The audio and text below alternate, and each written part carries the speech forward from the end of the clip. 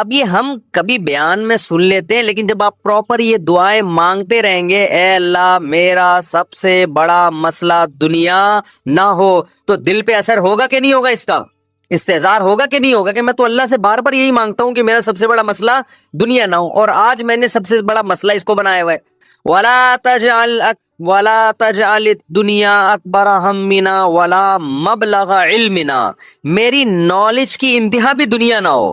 آپ کی نالج گھوم پھر کے کس کی طرف آتی ہے؟ دنیا کی طرف۔ تو اس کا بھی وہی مفہوم ہے جو پہلے والے جملے کا مفہوم ہے۔ وَلَا مَبْلَغَ عِلْمِنَا وَلَا غَایَةَ رَغْبَتِنَا وَلَا تُسَلِّطْ عَلَيْنَا مَن لَّا يَرْحَمُنَا، اے اللہ کوئی ایسا شخص ہم پہ مسلط نہ کر جو ہم پہ رحم نہ کرے۔ ہر آدمی کے اوپر کوئی نہ کوئی ہوتا ہے۔ آپ گھر کے سربراہ ہیں تو عورت کے اوپر آپ مسلط ہیں، وہ یہ دعا مانگ سکتی ہے۔ آپ دفتر میں جاتے ہیں تو آپ کا باس آپ پہ مسلط، علاقے کا ناظم آپ پہ مسلط، صدر وزیر اعظم آپ پہ مسلط۔ تو اللہ جو بھی ہمارے بڑے ہیں ان کی طبیعت میں رحم کا جذبہ رکھ۔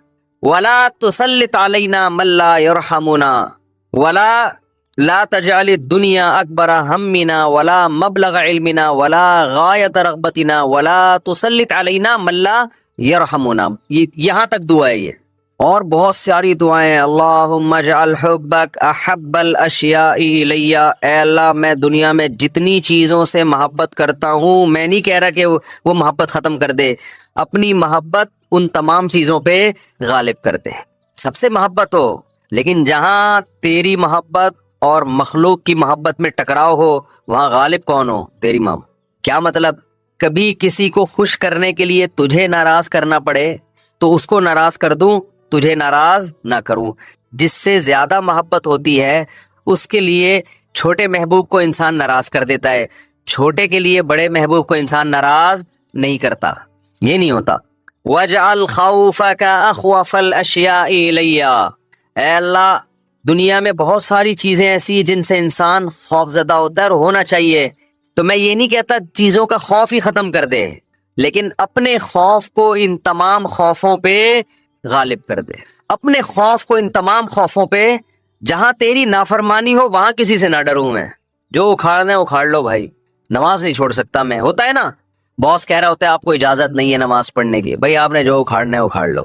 ہمارے ایک رشتے دار تھے کیا ہیں، اللہ ان کی عمر میں برکت دے، شپ پہ تھے کیپٹن، تو ان کے والد صاحب اتنا بیمار ہوئے کہ ہمارے نانا ہی، بتانے میں کوئی حرج نہیں ہے، بیمار ہوئے نانا ہمارے، یعنی اب ظاہر ہے میں ماموں کی بات کر رہا ہوں نا، پھر یہ تو بیمار ہو گئے، وہ ان کو اطلاع دی گئی شپ پہ کہ آپ کے والد صاحب بستر مرگ پر ہیں، بس اب دنیا سے جانے والے۔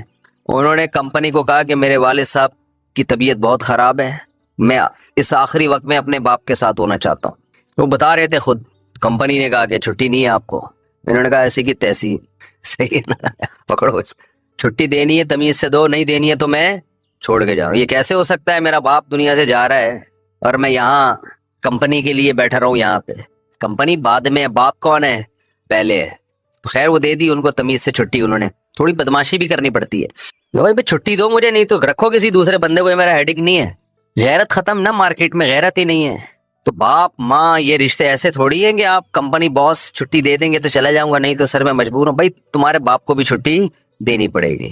تو ایسے ہی نماز کے لیے بھی ہمارے حضرت ایک واقعہ سنایا کرتے تھے، بس یہ واقعہ کر کے بیان ختم کرتا ہوں، کہ ایک صاحب کو اسلام آباد میں کسی کمپنی میں جاب ملی، تو کمپنی نے ان کو انٹرویو کے دوران بتا دیا کہ آپ کو نماز پڑھنے کی اجازت نہیں ہوگی۔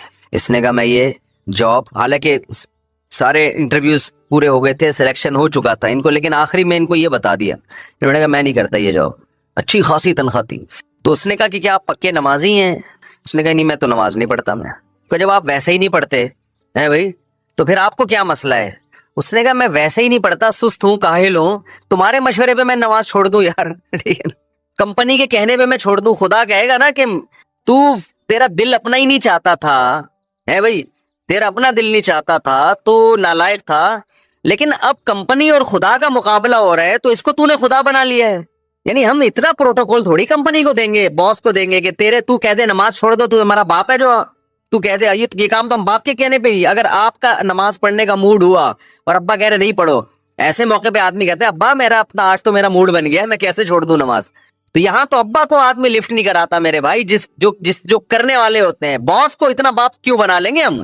تو باس کی چمچا گیری اتنی کیا کرو جتنی قیامت میں افورڈ کر سکو، یہ بھی انسان ہے، اتنا زیادہ فری نہیں کرایا کرو۔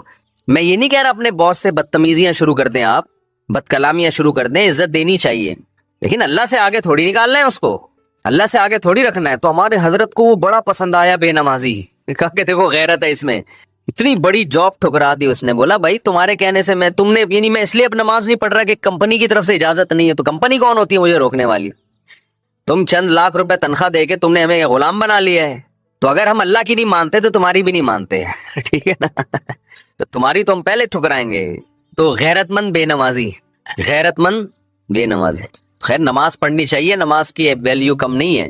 تو یہ ہے وَجَعَلْ خَوْفَكَ أَخْوَفَ الْأَشْيَاءِ إِلَيَّ وَقْتَانِّ حَاجَاتِ الدُّنْيَا بِالشَّوْقِ إِلَىٰ لِقَائِكَ، اے اللہ اپنی ملاقات کا شوق اتنا دے دے کہ دنیا کی حاجتوں کی تمنا نہ رہے، اتنا شوق ہو جائے کہ اس دنیا میں سب سے بڑا شوق ہی یہ بن جائے، تو پھر یہ ثانوی درجے میں ہو۔ اور آخری جملہ اس دعا کا، وَإِذَا أَقْرَرْتَ أَعْيُنَ أَهْلِ الدُّنْيَا مِن دُنْيَاهُمْ فَأَقْرِرْ عَيْنِي مِنْ عِبَادَتِكَ، اے اللہ جب لوگوں کی آنکھیں اس دنیا سے ٹھنڈی ہوں، کسی کو پتا چلا کہ بحریہ ٹاؤن میں 3 پلاٹ اس کے نام نکل آئے، آنکھیں ٹھنڈی ہو گئی، بتاتا پھر رہے ہو بھائی ماشاءاللہ ادھر رشتہ ہو گیا، ہاں بھائی مفتی صاحب کا بیان اثر کر گیا ہے، آنکھیں ٹھنڈی ہوتی نا، گاڑی آ گئی، پیسہ آ گیا، تو اے اللہ اس وقت میری آنکھیں اپنی عبادت میں ٹھنڈی کرنا، مجھے عبادت کی ایسی لذت دے دے، اپنے سامنے راز و نیاز اور مناجات کی، اور اپنے سامنے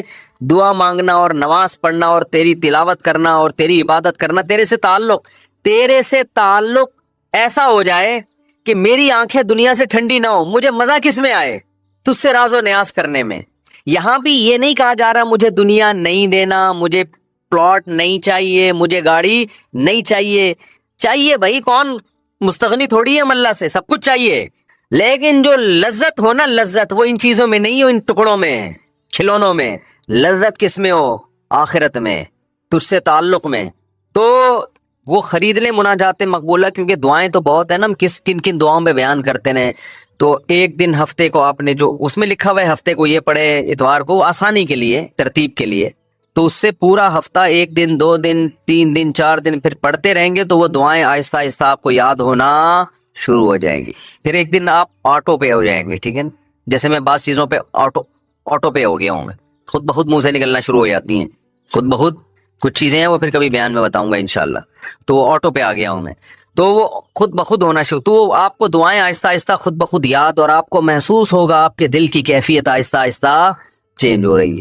اللہ تعالیٰ سمجھنے کی، عمل کی توفیق عطا فرمائے۔